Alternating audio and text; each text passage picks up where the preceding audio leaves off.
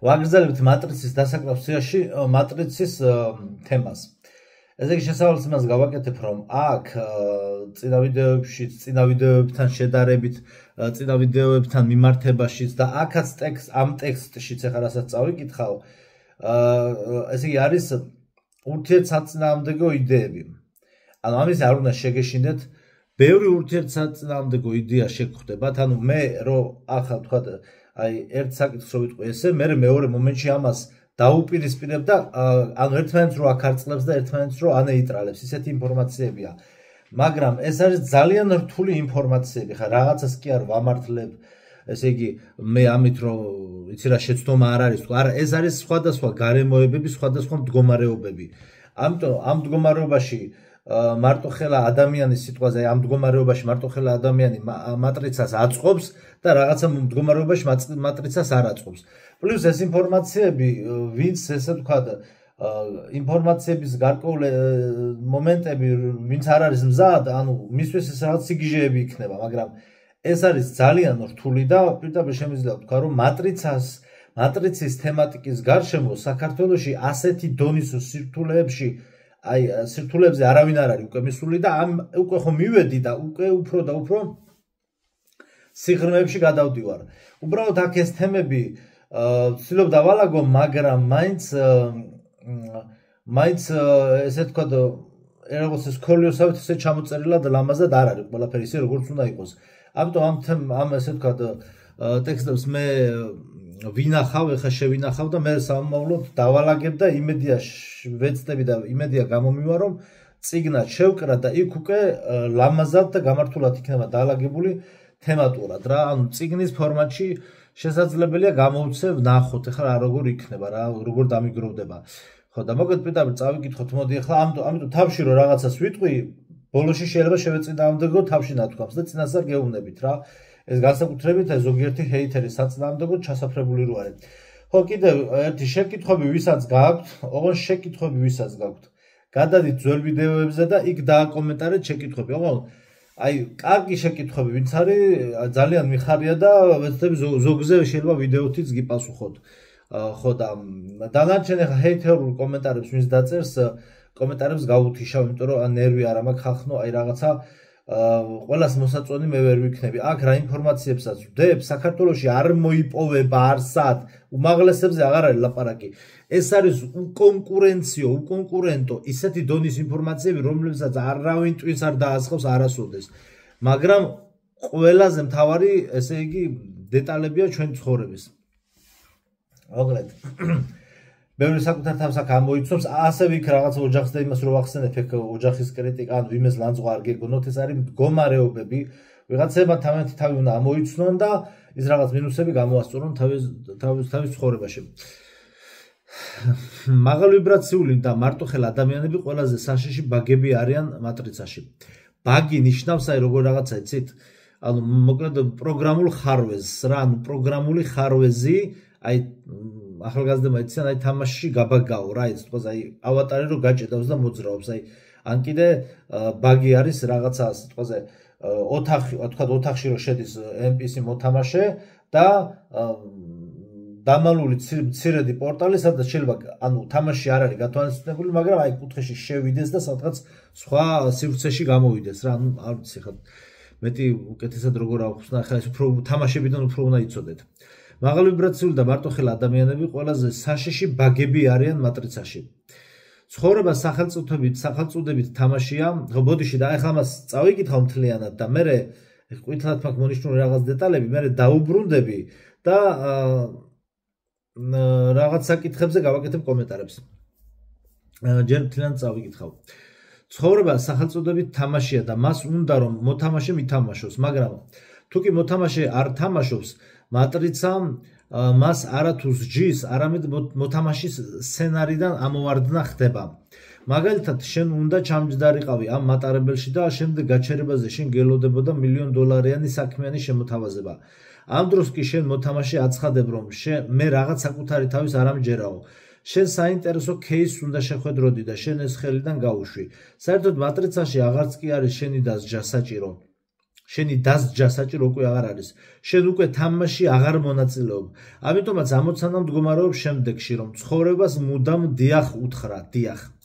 ნებისმიერ ინფორმაცია, რომელიც შენთან მოდის, ეგრევე უნდა გადაამუშაო. ზედმეტ ინფორმაცია არ არსებობს. ის იმიტომ მოდის შენთან, რომ შენთვისაა განკუთვნილი.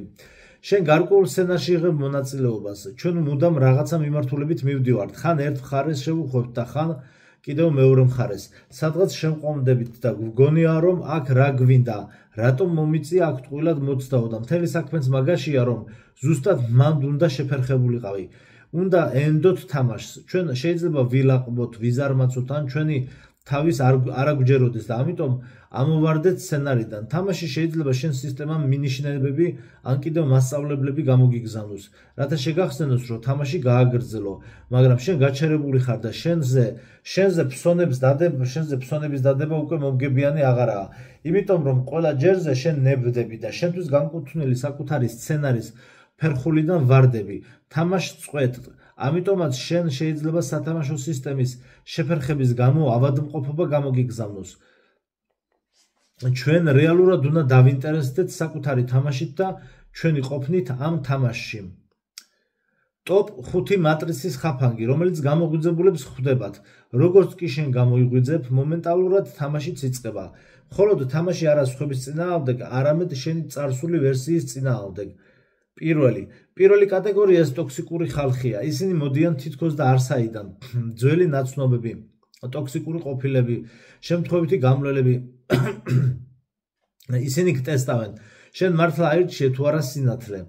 თუ ისევ მზად ხარ დრამებში ჩაერთო, წყენამ იმოქმედოს შენზე ან კიდევ სხვების მიამიტულ დახმარებებს გააგრძელებ.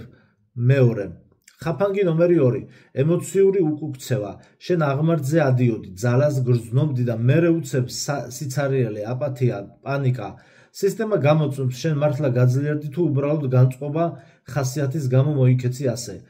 შიშების დაბრუნება. შენ ამ შიშებში უკვე იყავი და ახლა ფიქრობ, რომ ამ შიშებისგან გათავისუფლებული ხარ და ამ დროს ისინი ბრუნდებიან, ოღონდ სხვა სიტუაციებით შეფუთულები. ძველი მატრიცა ჩურჩულებს. იქნებ და შენ ისევ სუსტი ხარ. მეოთხე მცდარი გზები. როდესაც შენ იწყებ ბრწყინვალებას, გზადაგზა მატრიცა ეგრევე სატყუარებს გიყრის. აქ უფრო სწრაფია, იქ უფრო ადვილი, აქ შენ შეგაქებენ, შენ გამოწმებენ. გულის მიხედვით მიდიხარ თუ მოწონებით. მეხუთე ხაფანგი ნომერი 5 ეს მარტოობაა. შენ თითქოს და მარტო ხარ ამ რეალობაში, შენიანების გარეშე და აქ თავი კითხვაა, შენ ხარ შენი საკუთარი სახლი თუ არა. მატრიცა შენ გამოწვევს არა იმიტომ რომ შენ ვერ გიტანს, არამედ იმიტომ რომ შენ მძინარე პოზიციიდან გამოდიხარ და იწყებ თამაში და მატრიცულ სისტემას უნდა დარწმუნდეს რომ თამაშისთვის მზად ხარ თუ არა. და როდესაც შენ გაიღვიძებ მსოფლო მხედველობის შეცვლა იწყება. შენ მენტალურად იზრდები და თვითონ შენ ცხოვრება გაძლევს მინიშნებებს, რომ შენ კარგად თამაშობ. როდესაც გარკვეულ პროექტებში გთავაზობენ მონაწილეობის მიღებას, ამით ცხოვრება გეუბნება, რომ შენ სწორი მიმართულებით მიდიხარ. მატრიცა გეუბნება, მე მომწონს შენ როგორც თამაშობ. როდესაც თამაში ებმევი და ხვდები მთლიანად სამყაროს მასშტაბით, თუ რა ხდება შენს გარშემო, შენთვის გასაგები ხდება, რომ შენ ამ თამაში მარტო ხარ. ხოლო გარე თვალისთვის შენი მარტოობა უცხოა და მარტოხელ ადამიანზე არსებობს მოსაზრება და შეკითხვები. თუ რატომა ადამიანი მარტო და ბევრი ვერ გებულობს ამას და გგონიათ რომ ის ისეთი ბოროტია რომ არავის არ უნდა მასთან საქმის დაჭერა. სინამდვილეში საქმე სხვა რამეშია. აი რატომაა რომ მაღალ ვიბრაციული ადამიანები ცხოვრებაში მარტო არიან? ოფიციალური ვერსიით ასეთი ხალხი ინტროვერტების ჯგუფს მიეკუთვნებიან. თითქოს და ისინი ზედმეტად ჭკვიანები არიან და ურთიერთობები არ შეუძლიათ და 1000 სისულელე. რეალობა კი ის არის რომ მათ იზოლირებას განზრახ უკეთებენ. მაღალ ვიბრაციული ადამიანები საშიში ბაგები არიან მატრიცაში.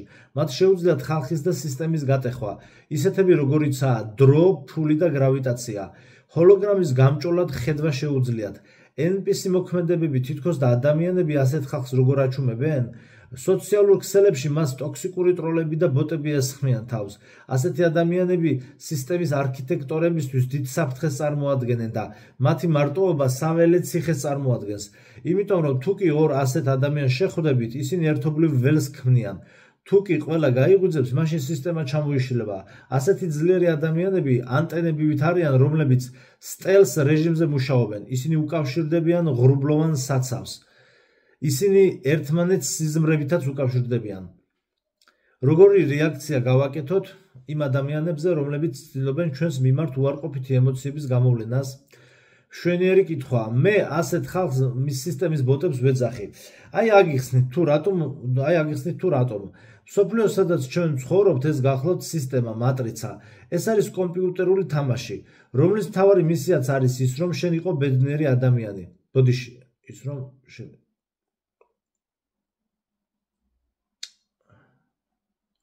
რომლის მთავარი მისიაც არის ის, რომ შენ იყო ბედნიერი ადამიანი.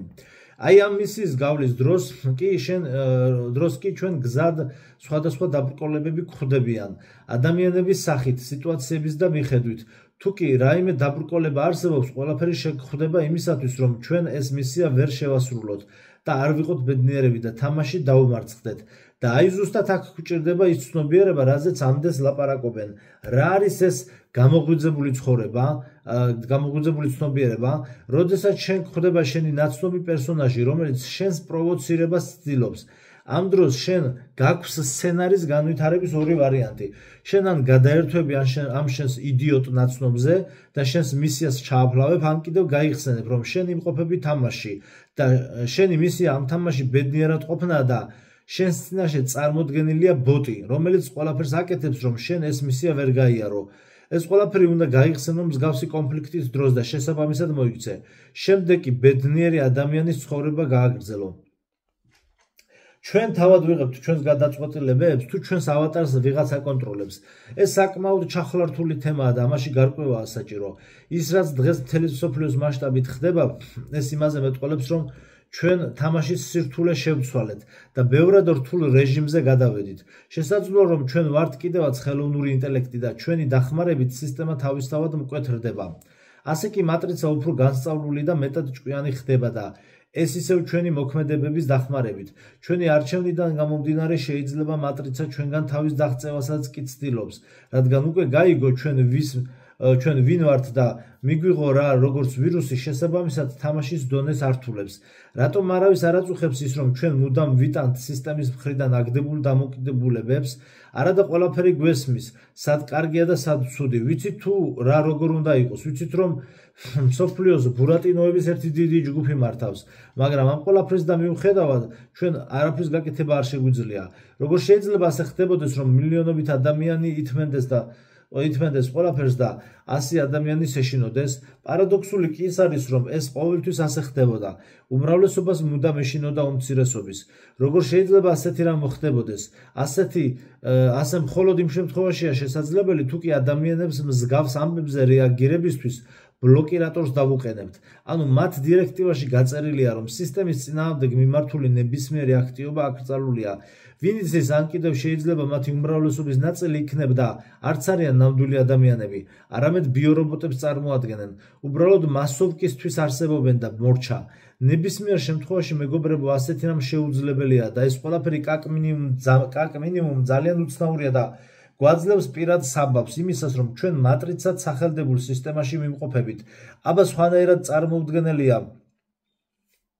რომ მთელს მსოფლიოში ხალხები ასეთი სულელები იყვნენ და ვერ ხვდებოდნენ თუ რა ხდება ჩვენს გარშემო. ბნელი ძალები ურთიერთობების საშუალებით როგორ ანგრევენ ჩვენს ფსიქიკას.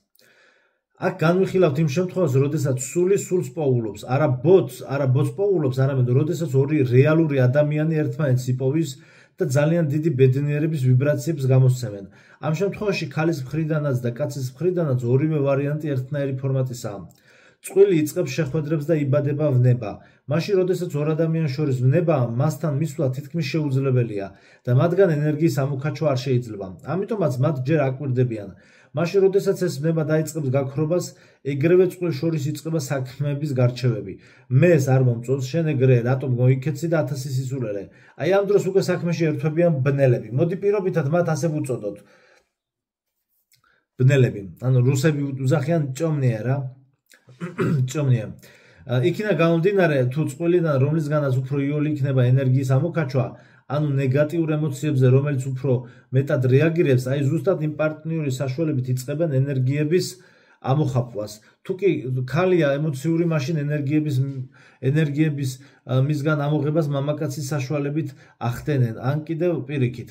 მოკლედ იწყება უთანხმოებები. მთელი ამ ადამიანების ემოციებისგან დაცლა ისე გრანდიოზულად კეთდება და ბნელებს ამისი კეთება იმდენად მაგრად შეუძლიათ, რომ ჩვენს გონებას ამ სისტემის წარმოქმნა ძნელად თუ შეიძლება და მთელი ამ დაწყებული სკანდალების დირიჟორები ეს ბნელები არიან და ადამიანს აწვდიან ფიქრებს, რომელიც მისი არ არის. იწყება უთანხმოებები და ბნელები ცდილობენ, რომ ამ ორი ადამიანის ურთიერთობა ერთდროულად თანმყარი გახდეს და თანაც ტოქსიკური, რათა ემოციურად ერთმანეთზე დამოკიდებულები იყვნენ, რომ წყვილი არ დაშორდეს. ბნელებს მათი კავშირი ჰაერივით სჭირდებათ, რათა პირველიდან მეორეს საშუალებით ენერგიები ამოიღონ. ხო და იმისათვის, რომ მათ ეს ნეგატიური ფორმატი შენარჩუნებული იქნეს, რას აკეთებენ ბნელები ამისათვის? დიახ, მართალია, ეს ორი ადამიანი შეჰყავთ ქორწინებაში. და ეს ბნელებისთვის ენერგიის ამოსაღები უმარტივესი კავშირი გახლავთ. ეს კი ხდება იმიტომ, რომ თუ მათ ერთმანეთზე არ დააქორწინებენ, მაშინ ნებისმიერ რიგით უთანხმოებაზე კაცი და ქალი შეიძლება ერთმანეთს მარტივად დაშორდეს. ხოლო ქორწინება უკვე სხვა თემაა. მით უმეტეს თუ ამას ბავშვების გაჩენა მოყვა, ხო მით უფრო მეტი ენერგიის ამოცლა ხდება იმ ემოციური პარტნიორისგან, რომელიც წყვილში სუსტ რგოლს წარმოადგენს. ამას მერე განქორწინება მოყვება. ჯერ მარტო ცოლ-ქმრის გაყრის პროცედურაც კი გრანდიოზულად დიდი ენერგიის ამოღებაა ამ ორი ადამიანიდან. ამიტომაც არის ჩვენს თანამედროვეობაში ამდენი დაშორება. ადრე ჩვენი მშობლებისა და ბებია-ბაბუების პერიოდში ასე არ ხდებოდა. ამიტომაც ეს ყველაფერი ბნელებისთვის საკმაოდ მომგებიანია. დააკვირდით პოსტ-საბჭოთა ქვეყნების საზოგადოებებს. ბიჭი და გოგო ჯერ დაქორწინებულები არ არიან და უკვე რამდენიმე თვეში შორდებიან და ეს ყველაფერი მასიურად ხდება. არის მეორე ვარიანტიც, როდესაც წყვილი წლები ერთადაა, შვილები ჰყავთ, მაგრამ ცოლ-ქმარი უკვე ერთმანეთში მეზობლებივით ცხოვრობენ. ბნელებს ასეთი ვარიანტიც ძალიან აწყობთ, იმიტომ რომ აქ უკვე ერთისგანაც იღებენ ენერგიებს და მეორისგანაც და ეს წყვილი ნეგატიური ენერგიის გენერატორი გამოდის. პლუს ამას მეწყვილად გიგზავნიან შენს ფეიქ ტყუპისცალ სულს, იგივე შენი ადამიანი, ბრჭყალებში შენი ადამიანი. მხოლოდ ფეიქია და შენ ამას ვერ ამჩნევ. ამ ფეიქებმა ძალიან კარგად იციან თქვენ რა მოგწონთ, მე რა მომწონს, თითქოს და აღფრთოვანებაც ერთნაირად გვემართება. მე ცოტა ხანი გადის და ამ ფეიქისკენ რომ გაიხედავ, ისეთი სიბნელე მოდის, რომ შენ თვითონაც რომ გაგიკვირდება. ამიტომაც ძალიან რთულია თქვენს ნაცნობებშიც კი, რომ გამონახოთ წყვილები, რომლებიც რეალურად ტყუპისცალი, ან მონათესავე სულები იქნებოდნენ ერთმანეთისთვის. ცხოვრებაში ყველაფერი უნდა იღონოთ, რომ მაღალი ვიბრაციებიდან დაბლა არ დაეცეთ. აი ხა დავამთავრე. გეტყვით აქ ფილმები და რაღაცები მინდა გირჩიოთ. ხო, ესე იგი, ცხოვრება სახელწოდებით თამაში და მოთამაშე თუ არ თამაშობს, მოთამაშის სცენარიდან ამოვარდა ხდება. ანუ ამაზე როგორ რამე არის ნათქვამი, იცით რომ თუ შენ გარკვეულ რისკებზე არ მიდიხარ ცხოვრებაში, საინტერესო кейსები რომ შემოდის, აი უცებ ვიღაც გეუბნება, მოდი ეს გასაკეთებელი მაქვს, ან უცებ სადღაც წამოდი და უნდა წახვიდე. იქ შესაძლებელია გელოდება რაღაც საინტერესო სცენარში მოხვედრა რა. რაც შენს მენტალობას განავითარებს, რაღაც ახალს შეიძენ, მოკლედ რა. და ძირითადად ადამიანები ყველაფერზე იძახიან არა, ანუ სისტემას აწყობს ის რომ შენ იარო სამსახურში, იყო დღე და ღამე სამსახურში. ანუ სისტემას რაღაცები ისეც აწყობს და ასეც აწყობს. მოკლედ ხო არას პრინციპია, ძალიან რთულია რა, ერთი ჩამოყალიბებული პასუხი ყველაფერზე არ არსებობს, მაგრამ ამ შემთხვევაში მატრიცას აწყობს რომ შენ სამსახურში იარო და ეს ანუ ადამიანის ცხოვრება რა არის, თამაში, აი მოთამაშე ხარ. შენ ხარ აი წარმოიდგინე ავატარი, ჩამოვარდი, აი და რას აკეთებ? ერთი ბლოგერი ამბობდა რომ ადრე ბიჭო თამაში ხართო, ანუ პირველი თამაში ადამიანი რას გააკეთებო, წახვალ ეგრევე იარაღებს იყიდიო, ხო? ანუ იარაღებს იპოვიო იქ ოთახშიო და რაღაც ანუ ხელსაწყოები იარაღები, აი, ხო და ჩვენ ამ დროს ბოტების მდგომარეობაში სამსახურში მივდივართ და მოვდივართ. სინამდვილეში ადამიანის ცხოვრება არის თამაში და შენ აი ჩათვალე ჯეტიაში ხარ რა და ყველგან მთელ ქალაქში დადიხარ და პატარ-პატარა მისიები გაქვს. ეს პატარ-პატარა მისიები თუ შენ ამ ასე ვთქვათ, აი ამ თამაშში რას ასვამცი, საინტერესო სიტუაციაში მოხვედრებით მოხვედრების მუღამს თუ დაიჭერ, აი როგორ GTA-ში ხარ რა თქვა ერთ მისიას რო შეასრულებ, მე კომპიუტერი სხვაგან გაგზავნის წადი იქ რაღაცა იქ იმ ოთახში რაღაც გააკეთე, ვიღაცის მძღოლი გახდი, ვიღაცის ტაქსისტი იყავი ცოტა ხანი და ასე შემდგომ. ანუ შენ თუ ამ თამაშში შენ ჩაებმევი, გამოიგრძებ და ჩაებმევი, შენ ხვდები რომ ამ დროს შენ ყველანაირი რესურსი გეძლევა. ზოგადად რელიგიაში ზუსტად ეგ არის. აი, რასაც ყვები, ყველაფერი რელიგიაშიც, ყველაფერი ეგრეა, ოღონდ სხვა ტერმინებით არის. ნათქვამი რომ ადამიანს ღმერთი აძლევს ყველაფერს შენ არ გჭირდება სამსახური რა. შენ ღმერთი გაძლევს ყველაფერს ამ ცხოვრებაში, ამ რესურსებს, აი როგორც უბრალოდ ის კი არა რომ თქვა ვაშლი მოიბა არა, არამედ кейსებით სავსეა სამყარო. ანუ ყველაფერი, ანუ ამ სამყაროში ყველაფერი შენია, ყველაფერი არის შენთვის ხელმისაწვდომი. აი, შენთვის არის ყველაფერი ხელმისაწვდომი, გაიგე? ეხა სიტყვაზე აი ავიღოთ 20 მილიონიანი იახტა, როგორ არის შენთვის ხელმისაწვდომი ადამიანისთვის, ხომ? იკითხავს ვიღაცა. არ არის აუცილებელი, აი რას მომწე, არ არის აუცილებელი რომ ვიღაცამ ეს შენი 20 მილიონიანი იახტა შენ სახელზე გააფორმოს. ანუ ამ იახტაში, აი ამ იახტაში სიტყვაზე აი არის იახტა, ხო? აი ამ იახტის არსებობაში და ამის მოხმარებაში რა მუღამი არსებობს, ხო? ის რომ ჩაჯდე, აიკატაო, გამოიკატაო, წახვიდე, წამოხვიდე და ანუ გამოიყენო, ანუ ნივთია, რომელიც გამოიყენო, ხო? როგორც აი კბილის ჯაგრესი გამოიყენო, ისე უნდა გამოიყენო ესეც, ხო? უბრალოდ ეს მეტ სიამოვნებას მოგანიჭებს, იქ რაღაცა ფართის მოაწყობი იგულავებ თუ სადაც ფეთაჟუაზღვას წრეს დაარტყავ და ლამაზი ხედებით დატკბები და ანუ სასიამოვნო პროცესია, ხო? მაგრამ შესაძლებელია შენ მოხვდე აქ ამ იმაზე რა ქვია ამ იახტაზე ბარმენად ან DJ-ით და ან რაღაცა მომსახურე პერსონალად და შენ იმავე ესე ვთქვათ ზუსტად იგივე უბრალოდ შენ სხვა ფორმა გეცვას და ამ იახტის მეპატრონეს სხვა ფორმა და იმას შორტები ეცვას და შენ ფორმა გეცვას მაგრამ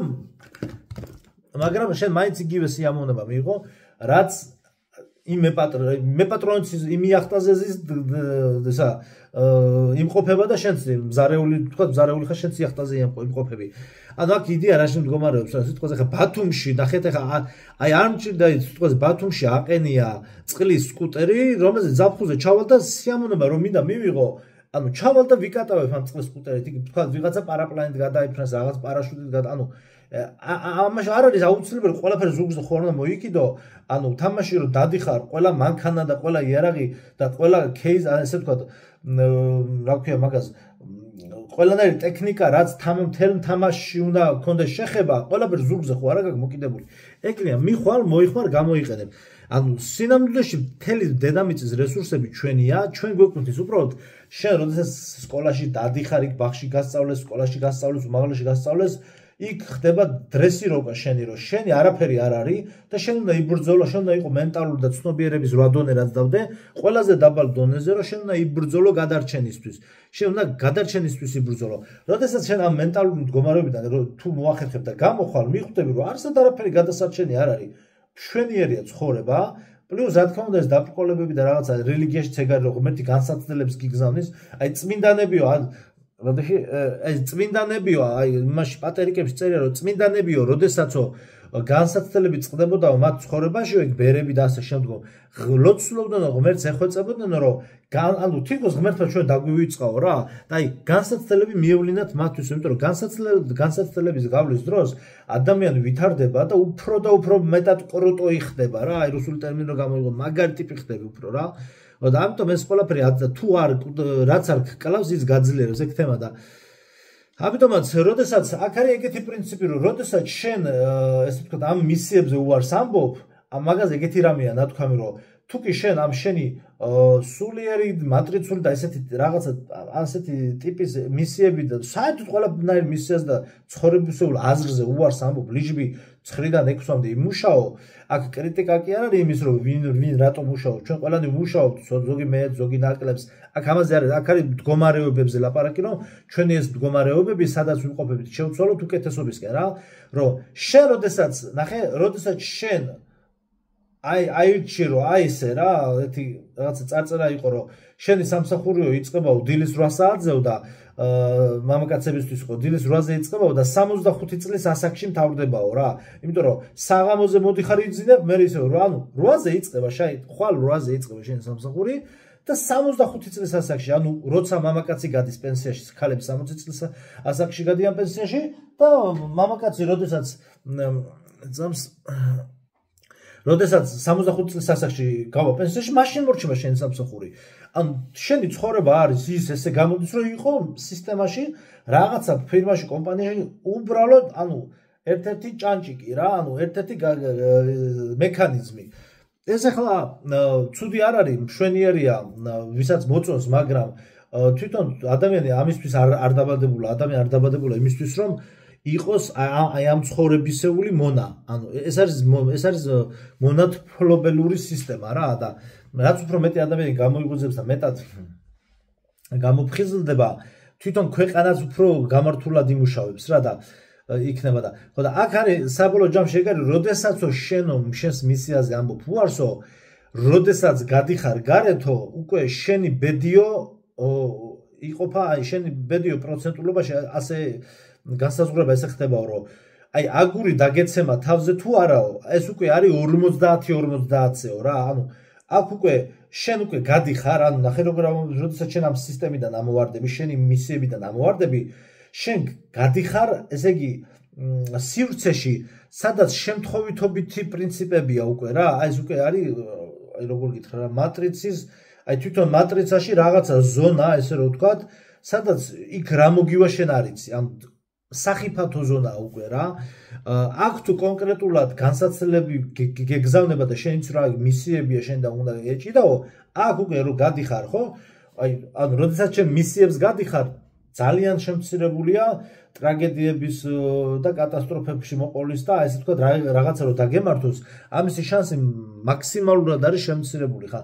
რა დროს რა პროცენტია, რა დროს შეიძლება ამის პროცენტი იყოს 1%, 5%, 7 ან რაღაცა, მაგრამ როდესაც შენ მისიებიდან ამოვარდა საკეთებ, შენი უკვე 50-50-ია რა. ერთი ძველი ანეკდოტია მაგაზე, რომ რამდენი ერთი ეკითხება მეორეს, რომ პროცენტულად რამხელა არის შანსიო, რომ გარეთ რო გახვალ ქუჩაში დინოზავრი შეგხვდესო და 50-50-ზეო ან შეგხვდება ან არაო რა. ხო და აი ეგეთი თემა რა.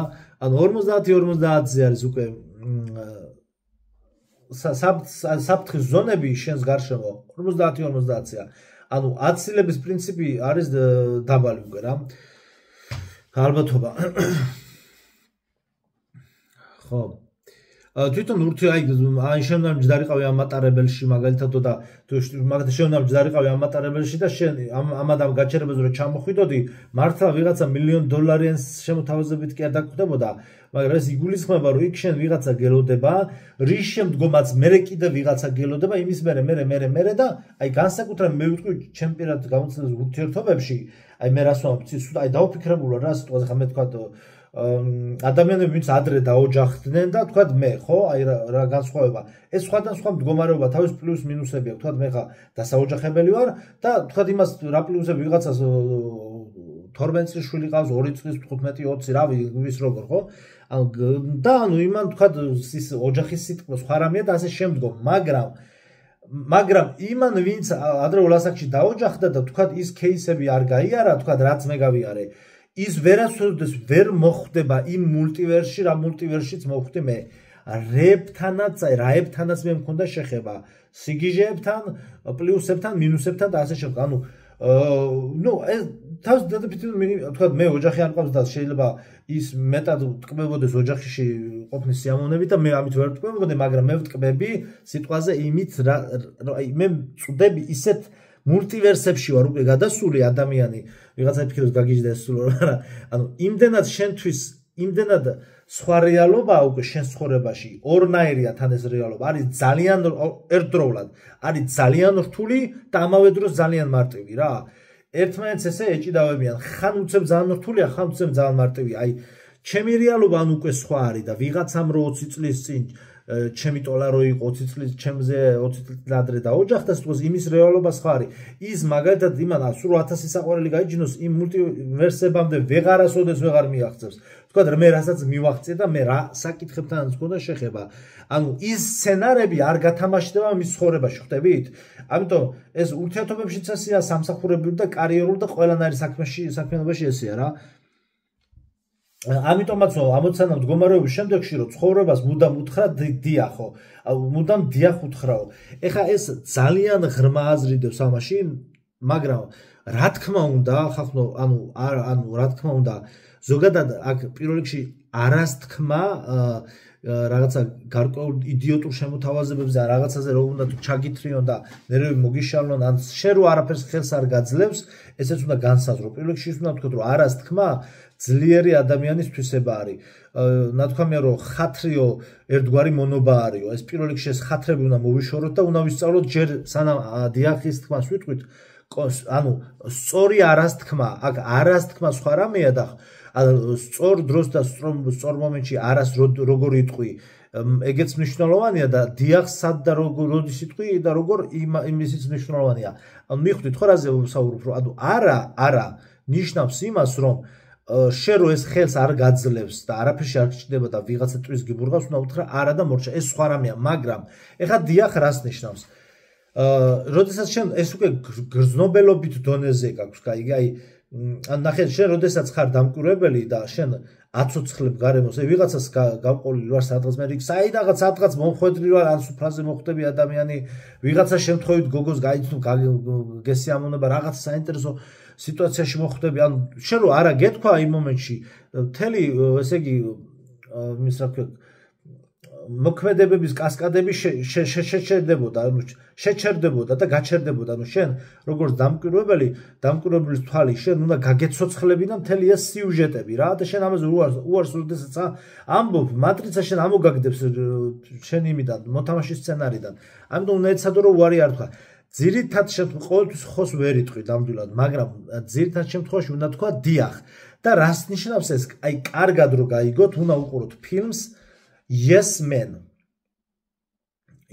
მოდი ხა ჩამოწეროთ ფილმები. აი ზოგჯერ რაც სახელებზე გაურკვევლობა არის ხოლმე და Yes Man. Jim Carrey თამაშობს, უყურეთ ამ ფილმს Yes Man, ესე ჩაწერეთ. და მივამატებ ხა რამდენიმე ფილმს. Yes Man, აქ არის ფილმი იმაზე, რომ ადამიანი ყველაფერზე უარს ამბობდა და რომ ყველაფერზე, ყველანი შემოთავაზებდა მეგობრებთან ერთად წვეულებაზე, წასვლაზე, ვიღაცა შეყვარებულს დაშორდა პაემანზე, სადღაც წასვლაზე, ანუ თავისი რეალურად ანუ ცხოვრების სიუჟეტი ტიპმა გააჩერა რა. ჯიმ კერი თამაშობს კომედიური ჟანრი, მაგრამ ძალიან ღრმა აზრის მქონე ფილმია და იქ ეგეთი რაღაცა დაჯგუფება სექტასავით გაიჩიტება, Yes Man ვიღაცა ტიპი დარბის ფეხში შველა და ხალხს ეუბნება ყველაფერზე თქვით ხო რა და ნახეთ ეგ ფილმი. და მოგეთ ამ ტიპს ხოს თქმას აიძულებს და ეს ტიპი რაღაცა ბომჟაობა სიტუაციებში გაიჩნდება, მაგრამ ადამიანი იწყებს რეალური ცხოვრებისგან, რეალური შეგრძნებების მიღებისგან. ადამიანების უმეტესობა ისე ცხოვრობს ხახნო ან დაბიორობოტებული ისე ყავთ სამსახურებში, ეს თქვენ ვინც მუშაობთ ესე შეურაცხყოფად კი არ მიიღოთ, ანუ რას მომხდეთ, ეს პირიქით თქვენ უნდა გამოფხიზდეთ, რომ აქედან გამოხვიდეთ, რომ ადამიანებს რეალური ცხოვრებისეული შეგრძნებები არ აქვთ. ანუ არ ხდება რეალური ცხოვრებების შეგრძნებების განცდა და ძალიან აი როგორ აი კომპანიებს როგორ მახეში ყავთ, აი დააკვირდით ხახნო მთელი თვე ამუშავებენ იმენა ჩვეულებრივ აი მთელი თვე დღე და ღამე მარტო ძილის დროს თუ უშვებენ და ზოგს ნახევრად არ წაძინებენ, მთელი თვე ამუშავებენ და თვის ბოლოს რაღაცა აი ყალბის შეგრძნებები რომ მიანიჭონ, კომპანიები რას უკეთებენ? იმას უკეთებენ კორპორატიულ საღამოებს უკეთებენ, რაღაც დაარქვეს ეს კორპორატიული საღამოები და რაღაც ნორმალურად რაღაც შედარებით კლასიკურად და რაღაც ესე ლამაზად რომ ახალგაზრდები თანამშრომლები ჩაიცმევენ და წავლენ ამ რესტორანში, ხა რამდენი ამოიცნობ თქვენს თავს, ეს ხახნო ვინმეს ან კომპანიას კი არ ვაკრიტიკებ, ანუ თვითონ მოცემულობას გიყვები, არავის არ ვაკრიტიკებ, ანუ რაჯობია რესტორანში წასვლა, ნეტა თვეში ერთხელ დავდიოდი რესტორანში, როდის ვიყავი აღარ მახსოვს, მაგრამ ნახე რას ვამბობ, ეს კეთდება იმისთვის, რომ ეს არის სისტემა, კომპანიებმა იციან, რომ რაღაცა ყალბის შეგრძნებები უნდა მიანიჭონ ამ თანამშრომლებს, ანუ იმის რა ქვია, როგორ თქვია, თვითშეფა იმის განცდა რა ქვია, ამბეცე გავიხსენო. ხო, საკუთარი მნიშვნელობის განცდა, აი რომ შენ ვითომ მნიშვნელოვან პერსონად რო აღიქვა, მე წლის ბოლოს იმას უკეთებენ, რაღაცა ღონისძიებებს ატარებენ, გათამაშებებს აკეთებენ და ანუ პირდაპირ ნიშნობით, ანუ რეალურად, ანუ აბოლებენ, ეს არის დაბოლება, ყალბი, ანუ თანამშრომლებს აბოლებენ, რომ ვითომ ისინი რეალური ცხოვრებით ცხოვრობენ, მათ ეს დაიმსახურეს და რაღაცა სისულელეები, აი, რეალური შეგრძნა yes man რო არის უყურეთ იმას, აი, ტიპს ტელეფონი წაართვეს, იქ სადღაც ბუჩქებში გადააგდეს, სადღაც ჩაგორდა, თავი გაიტეხა, მაგრამ ტიპი ბედნიერია, იმიტომ რომ რეალური ცხოვრებით ცხოვრობს, აი, რეალური იმისათვის რომ შენ კომპანიამ, სადაც დასაქმებული ხარ, რომ ეს რეალური შეგრძნებები შეგიცვალოს, იმიტომ რომ მან იცის რომ შენ ეს გჭირდება. ამისათვის საჭირო რომ მან შენ ყალბი შეგრძნებები მოგანიჭოს და წაგიყვანოს რესტორანში და გაჭამოს აჩმა და აჭარული ხაჭაპური, მე იქ ისევ თანამშრომლებზე იჭორავებ და წამოხვალ. ანუ ცუდი კი არ არის ამაში, ნეტა კიდევ ერთხელ ვიცახე, ნეტა თვეში ერთხელ მე წავიყვანს რესტორანში. ცუდი კი არ არის, მაგრამ როდესაც შენ ეს ყველაფერი გიჯდება, ესე იგი თელთვის მუშაობის ფასად, ეს არის კატასტროფა. ჯობია წელიწადში ერთხელ წახვიდე რესტორანში და რეალური შეგრძნებებით სხვაგან რო დადგმები, მე ეს რესტორანში წასვლას უკვე რეალური შეგრძნება იქნება და არა ვიღაცამ დაგასაჩუქრა, აი იგივეა ეს ყველაში რო 5-იანს გიწერენ და 10-იან ქულას, აი ეგეთი თემა რა. ამიტომ Yes Man ფილმს უყურეთ ჯიმ ქერის მონაწილეობით. უნდა გქონდეთ წესი ნანახი, მაგრამ აუცილებლად კარგად დააკვირდით, როგორ იცვლება ადამიანის ცხოვრება და მართლა ეგრეა ყველაფერი. ასევე ინფორმაცია, ნებისმიერი ინფორმაცია, რომელიც შენთან მოდის, ეგრევე უნდა გადაამუშავო. ესეც ძალიან მნიშვნელოვანია. აი კონფლიქტები მეწყვილეებთან და შეყვარებულებთან და ანუ ვიღაცა აი ამაზე რო წახვედი, ძალიან მნიშვნელოვანი პაემანი რო გაფუჭდა, რატო გაფუჭდა, შენ სამში უნდა ეძებო მიზეზები. ანუ აქ ახლა მე მაგალითად გეტყვით, რა პაემნებზე მაგალითად პაემნების შემდგომ მე ესე ვთქვათ, აი ტრანსპორტში ვფიქრობდი ხოლმე რა შემეძლო უკეთესად გამაკეთებინა. იმიტომ რომ მე ვიცი რომ მე ვარ თამაში. მე თუ ჩემს ქცევებს და ქმედებებს შევცვლი, მე გადავდივარ უკვე სხვა მულტივერსში, ანუ სხვა ტიპის პერსონაჟებს გიგზავნიან. აი ახლა მაგალითად ერთ ადამიანს, ნუ გოგონას ერთს მესიჯებოდი და ანუ მის ესე ვთქვათ, აი როგორ ის იყო, იცით, ხალხო, აი ესე იგი მის აი ხარაქტერში რო იტყვია, მის აი მე ცერწამს გავიხსენო. აი როგორ ავთქვათ, აი მის ადგილზე მანამდე იყო რამდენიმე ვარიანტები. ამ ვარიანტებთან მე кейსები რო გავიარე, სადღაც მე წავფორხედი, რაღაცები ვერ გამოვიდა, რაღაცა იმან დააშავა, რაღაცა მე დავაშავე. ანუ ყოველ შემთხვევაში მე ეს кейსები რო გავიარე და არ გავჩერდი, უკვე ეს რაშობა, იცი, თვითონ ეს მისი ქცევა, რა თქმა უნდა, ყალბია და არ უნდა ენდო. აი როგორც აქ ვითომ შენი ადამიანია, ვითომ ანუ, მაგრამ თვითონ მულტივერსი რას გიკეთებს, მატრიცა რას გიკეთებს, იცი რომ ცდის და ქტესტავს. აბა თუ დაბოლდები, იმიტომ რომ შენ რაღაცა სიტუაციები რო შეგიქმნა, ის უკვე შენ გაკვეთილი რო გაიარე და ის დავალება ამოხსენე და უკვე სიტყვაზე ვიღაცა ნარცისის ამოცნობა არ შეგეძლო.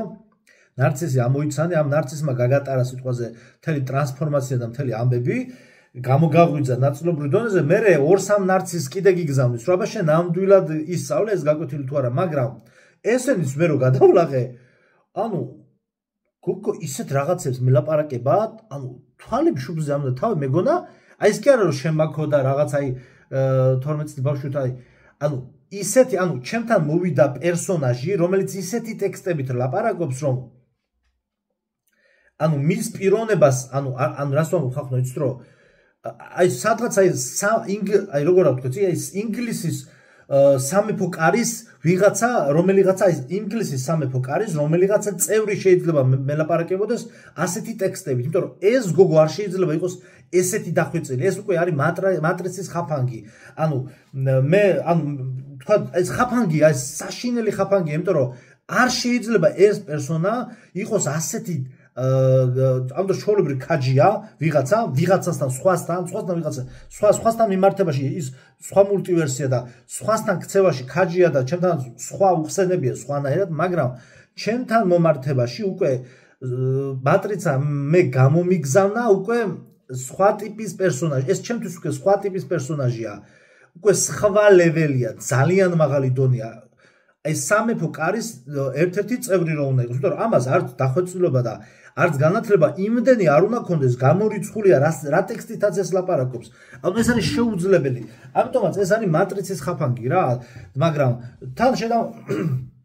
ერთდროულად თან შენ ამას ხვდები რომ მატრიცის ხაფანგია, მე მაგალითად ხვდები უკვე და აღარ დაუბოდებ თან შენ ის თან სიამოვნებას განიჭებს რაღაცა საკითხში რომ ესეთ პერსონაჟი გიგზავს და მე ვტკბები ამ პერსონაჟის არსებობით ზოგადად, მაგრამ ასევე ის არის ასევე მე ვიცი და მანაც იცის რომ მე მცდის და მე ვიცი რომ ის მე მცდის, მატრიცა მე მცდის და მოკლედ აი ესეთი თან რთული და თან მარტივი სქემებია რა, რითაც შენ ესე ვთქვათ შენს რეალურ არსებობას გრძნობ ან მოთამაშე თამაში. ხო, შენზე ფსონების დადება. კიდე ერთი ფილმი The Death Note. შემდგომი არის The Death Note, ანუ სიკვდილის რვეული. მე წინაზე ვახსენეთ, მე ერთმა მკითხა და კიდე ერთხელ კარგად რომ გავმარტო. აი ეს ჩაწერეთ, თუმცა ფილმი არ ეძებოთ, ანიმე. ანიმე ხო იცით რა არის? თუ არ იცით ანიმაცია, ანუ იაპონურ კორეული და იაპონური, ჩინური და კორეული რაღაც აზიური ტიპის ანიმაციები რო არის, ნარუტო და ეგეთი რაღაც, აი ეგეთი. ეგ არის ანიმეს მიმდინარეობა. ერთი სეზონია, დაახლოებით 42 სერია არის. Death Note რა. გავაფერდებ რო უკეთ. ხო, ესე იგი Death Note, სიკვდილის რვეული, სადაც რიუკი არის, ესე იგი, იქ არის, გამოიცა, მატრიალო კამერა, იქ არის ესე იგი რიუკი და აქ ბიჭს იოგამი ლაითი, ხო, იოგამი ლაითი არის თავი პერსონაჟი ეს ბიჭი და ანუ რიუკი არის ერთ-ერთი სიკვდილის ღმერთი, აქ არის ნაჩვენები ღმერთები, რომლებიც ფსონებს დებენ მოთამაშეებზე და ასე ვთქვათ რაღაცა ბანკოსავით თამაში რაღაცებს კამათლიან თამაშებს თამაშობენ ღრუბლებში და ამ რიუკის დაეკარგება სიკვდილის რვეული, სადაც ანუ ვინც ჩაწერს ამ სიკვდილის რვეულში სახელს, მერე ის ადამიანი კვდება და მთელი წესებია და ან ურთულესი და მე ვიტყოდი რომ სოფლიოში ყველაზე რთული და ყველაზე ძლიერი დეტექტივია რა ეს Death Note. სასწაული რამეა, ოღონდ ეს არ არის საბავშვო, ეს არის დასრული ხალხის საყურებელი და იქ არის მე გამომძიებელი ელი და ნუ სასწაული მისტიკა, სასწაული რამეა რა, ეგეთი სიგიჟე მე არ ვიცი რა. Am 2-3 წელიწადში ერთხელ ყოველთვის უყურებ ხოლმე თავიდან ბოლომდე, იმიტომ რომ ყოველი დეტალი და მომენტი არის ძალიან დიდი სიამოვნების მიღება ამ ფილმის. ეს არის ფილმი, ანიმაციური ფილმია რა და ანიმეა რა. და ანუ აქ რა ხდება, იცით, ზუსტად აი მანდ არის ნაჩვენები რომ ვინ ანუ როდესაც ისევ შენზე ფსონების დადებას უკვე მომგებიანი რო აღარ არისო. აი ფსონებს დებენ ის ღმერთები, მერე ფსონებს დებენ ვინ მოიგებს აქ მათ შორის და ასე შემდეგ. აი ესე ვთქვათ, ამ ღმერთებში წარმოიდგინე მატრიცა, ღმერთების არის მატრიცა არის ეს ღმერთები მატრიცას წარმოადგენენ და ეს მატრიცა ამ ადამიანებზე ფსონებს დებს, ხვდებით? და როდესაც ესე იგი და ზუსტად ამ არის ნაჩვენები, როდესაც ადამიანი ამოვარდება მოთამაშის სცენარიდან ის როგორი დაუცველი ხდება უკვე და აი მოკლედ ეგ დეტალები და Death Note-ი ნახეთ რა. ისინი ერთმანეთის სიზმრებითაც უკავშირდებიანო, ანუ უკვე გამოღვიძებული ადამიანები, მე ხა სიზმრებზე ვისაუბრე აქაც და TikTok-ზეც და მიხვდებით რაზეა საუბარი და გამოღვიძებულ ადამიანებს საერთოდ სხვა ტიპის სიზმრები აქვს და მე თქვენ მე TikTok-ზე ადრე ვთქვი რომ როდესაც კავშირგაბმულობები გაწყდება ერთმანეთთან, თქო, ჩვენ ერთმანეთს დავუკავშირდებით სიზმრებით, ჩვენ ერთმანეთს ინფორმაციებს გადავცემთ სიზმრებით, როდესაც დისტანციაზე ვიქნებით ერთმანეთისგან, უკვე აპოკალიფსურ მოვლენების დროს ჩვენ სიზმრებით გადავცემთ ერთმანეთს ინფორმაციებს. ესე მოხდება, იმიტომ რომ დღესაც ესე ხდება უკვე ინფორმაციების გადაცემა ძალიან ბევრი მწერს და ძალიან ბევრს ვესიზმრები და მემესიზმრება და ეს უკვე არის ცალკე მულტივერსი, შიგნი, ცალკე სამყაროა და ჩვენ ეს არის ცალკე სისტემა და ქსელი, აი საკომუნიკაციო ქსელი. და დაახლოებით დრო შევადაროთ რეალურად თუ ამის მართვას შეძლებს ადამიანი, რეალურად ეს არის ის სისტემა, რა სისტემაც აქვს დაახლოებით იმათ კი არა ზუსტად, მაგრამ პარალელი რო გავალოთ, დელფინებს რო აქვთ რა, დელფინებს რო საკომუნიკაციო თავიანთი სისტემა აქვთ რა, რაღაცა ხმებით რო უკავშირდებიან ერთმანეთს. აი ეგეთი არის ეგ სიზმრებიც გამოღვიძებული ადამიანებისთვის. შენს ანუ ნახე, შენი მისია ამ თამაში ბედნიერად ყოფნა და შენს წინაშე წარმოდგენილია ბოტი, რომელიც ყველაფერს აკეთებს, რომ შენ ეს მისია ვერ გაიარო, ხო? ეს უნდა ვიცოდეთ ის, რომ შენი პერსონიდან გამოდიხარ თუ არა, ყველა ნებისმიერი შენი ოჯახის წევრიდან დაწყებული ნებისმიერ ადამიანს შეიძლება იყოს ბოტი. განსაკუთრებით ეს ბოტები ზოგჯერ ძალიან მნიშვნელოვანს ცდილობენ ხოლმე მნიშვნელოვნად მოგაჩვენონ თავი. აი მე წინა ვიდეოებშიც ვისაუბრე რომ აი გამოხედვები ან რაღაცები აი როგორც ყოფილა რომ გაფიქრებინო, რომ შენზე მაგარი ტიპია და ესე ჩაგივლის, ისე გამოგხედავს ან სადღაც სიტუაციაში მოხვდები. უნიშნელო ან ბოტების ყველაზე დამახასიათებელი თვისება, აი განსაკუთრებით სუფრაზე გაგრძნობინონ თავი უნიშნელოდ, შენ არავინ არ ხარ, ამ დროს ბოტი ხარ შვილო რა, ბოტი ხარ დაეტია რა ტყავში რა. ამაში თქვენ არ უნდა შეცდეთ. ასევე ხო 1 მინუტა ხო აი აქვე ჩავუთავ მაგ თემას, რომ და უნდა იცოდე შენი ოჯახის წევრებიდან დაწყებული ნებისმიერ შეიძლება იყოს ბოტი. რამდენად ჭკვიანათაც არ უნდა მოჰქონდეს თავი და ასე შემდგომ, რომელიც შენს პროვოცირებას და წყობრინა გამოყვანას და ასე შემდგომ აკეთებს. და აი ეხა თამაში რო არის PUBG რო არის თამაში. იქ არის თამაში PUBG რო არის, მანდ არის ეგეთი სიტუაცია, რომ სადღაც რო თამაში ჩერდები, უცებ ჩნდებიან ბოტები, აი სადღაც ხის უკან გაჩნდება და უცებ ახლოს მოვა, ანუ იცი რომ რეალური ადრეს ხანაერად იყო PUBG ადრეს ხანაერად იყო. ძირითადად იყვნენ მოთამაშეები იყვნენ. ეხლა ბოტები შემოიყვანეს ისეთი, რომ თითქმის გიჭირს მოთამაშისგან განსხვავება იმდენად კარგად თამაშობენ, მაგრამ დაჟე მანქანაზე და მოტოციკლებზე დაჯდომა და გადაადგილება ასწავლეს რა, ანუ ალგორითმი შეუყვანეს რა. იგივე წარმოიდგინეთ ცხოვრებაში, მაგრამ აქ იდეა რაში მდგომარეობს, რომ შენ როდესაც ხარ გაჩერებული, სისტემა გიგზავნის სიტყვას, სადაც გორა თამაში PUBG-ში, მობილ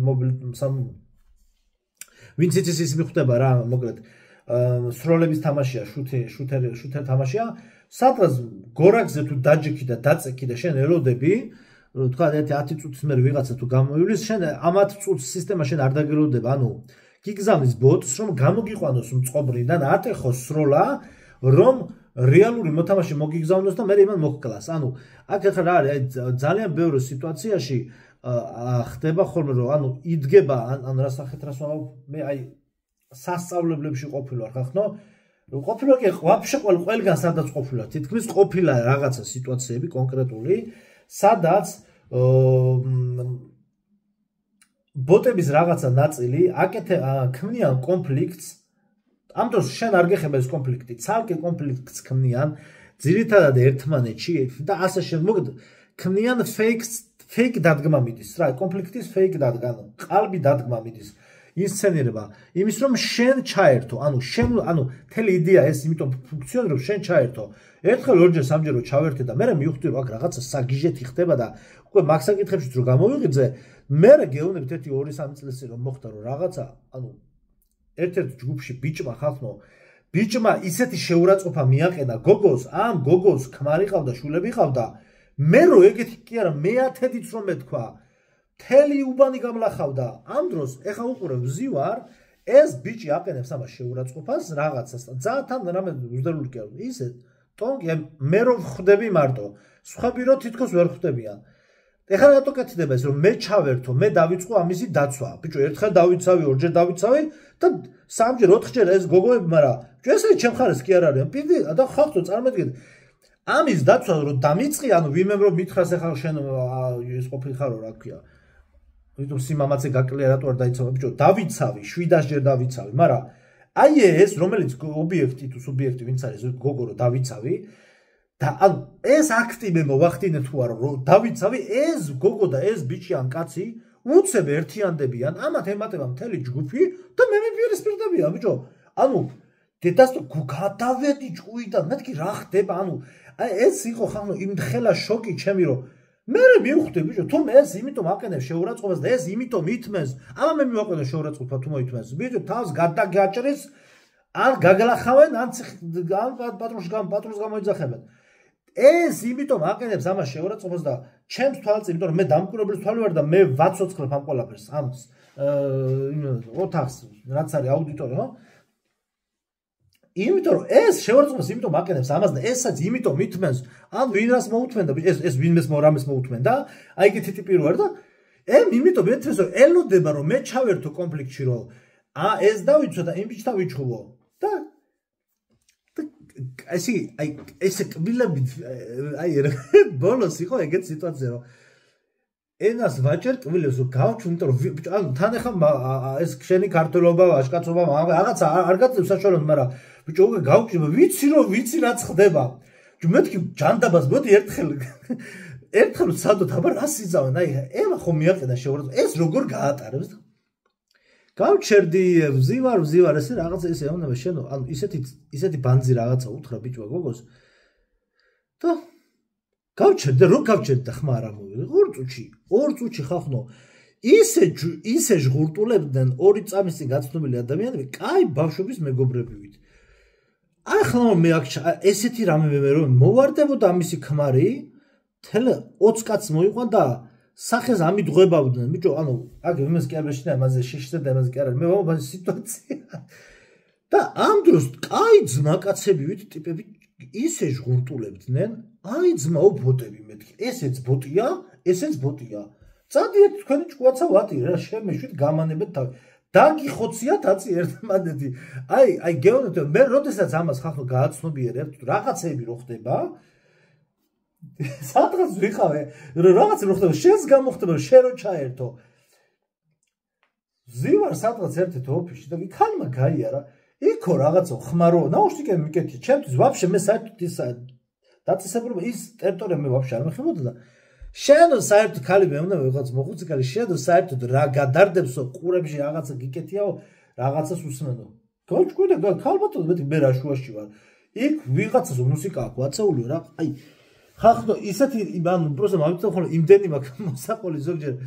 ამიტომ ეს ბოტები მოდიან გახიზიანებენ. აბა შენ ამ შეურაცხყოფაზე თუ მოითმენ თუ აყვები, ანუ რაღაცას უნდა აყვე, რაღაცას არ უნდა აყვე, ამას თქვენ თვითონ დაარეგულირებთ და თუ რაღაც, ანუ თუ შენ ეს უკვე ფეხებზე გკიდია ეს ნათქვამი, მისი რაღაცა თქვათ გეუბნება ყველაზე ისე ბოტების ყველაზე ძირითადი თავდასხმის საგანი რა არის, რა ესე იგი როგორ გასუქებულ ხარ?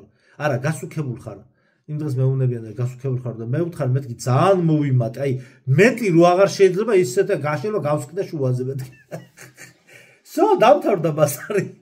ის აღარ დაგიწყეს, ის ანუ სისტემა ხედავს რომ შენ რო მოიმატე და სიტყვაზე წონა მოგემატე, შენ ეს აღარ გაწუხებს. ანუ მსუქანი ხარ რომ კიდე რომ გამოგიგზავნოს ბოტი რომ მსუქანი ხარ გიძახოს, შენ ამაზე რეაქცია აღარ აქვს, გაიგე? ამიტომ მე განებებ თავს, ამიტომ ეს ცხოვრებისეულ დეტალებია, რომლებსაც ეს ანუ მატრიცა გიგზავნის, იმიტომ რომ შენ ეს სუსტ წერტილებში გიტყავს, რომ ეს სუსტი წერტილები გაგეძლიეროს. ხო, კიდე სხვა რა. ხო, მთელი ამ დაწყებული სკანდალების დირიჟორები ეს ბნელები არიან და ადამიანს აწვდიან ფიქრებს, რომელიც მისი არ არის. კიდევ ერთი ფილმი ვთქვათ ახლა. ფილმი რევოლვერი, მესამე ფილმი რევოლვერი, აი ამ ფილმში გამოდის ჯეისონ სტეთემი, ეს მაფიოზებზია თითქოს ფილმი და რაღაცა სროლების ფილმი არ გეგონოთ. ეს არის ისეთი ფილმია, რომ ერთი აი გეუბნებით 10 ჯერ უნდა უყუროთ რა. დროთა განმავლობაში წელიწადში ერთხელ მაინც უნდა უყუროთ ხოლმე.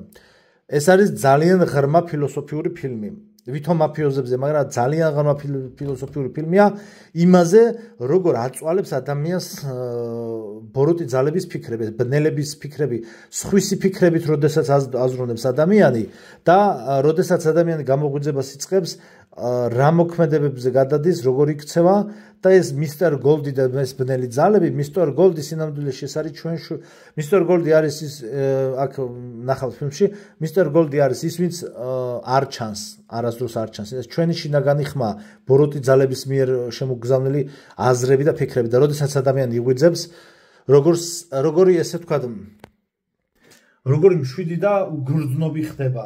მიუხედავად იმისა, რომ იქ მისტერ გრინი ამ უბრალოდ მისტერ გრინს ის კაზინოს მეპატრონი შუბლზე ადებს იარაღს და ტიპს რეაქცია აღარ აქვს. აი რას მომბიცი თავიდან რო უყურებდი ხოლმე როგორ როგორ სულ ფიქრობდი როგორ შეიძლება ადამიანს ესე დაადონ თავზე იარაღი და იყოს ესე მშვიდად.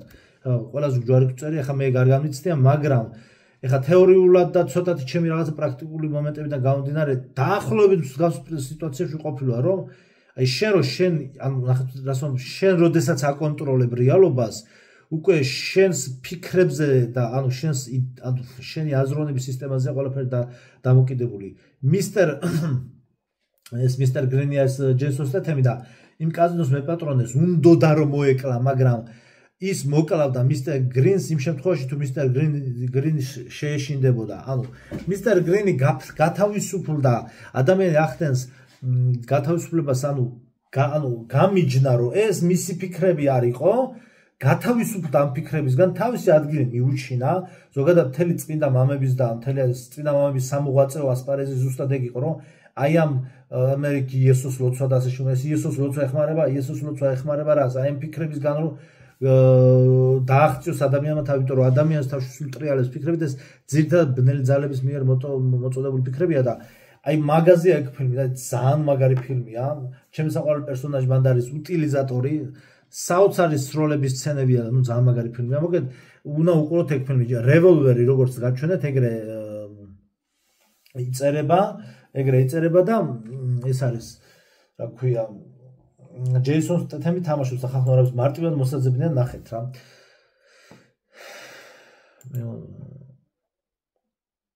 ხო, აქ ადამიანები შეხავთ ქორწინებაში რომ ვისაუბრე, აქ არის ფიქრობთ ისე რა რამდენიმე დაოჯახდა დააშავა ან რამე ცუდი გააკეთა ეს არის გულისხმობა.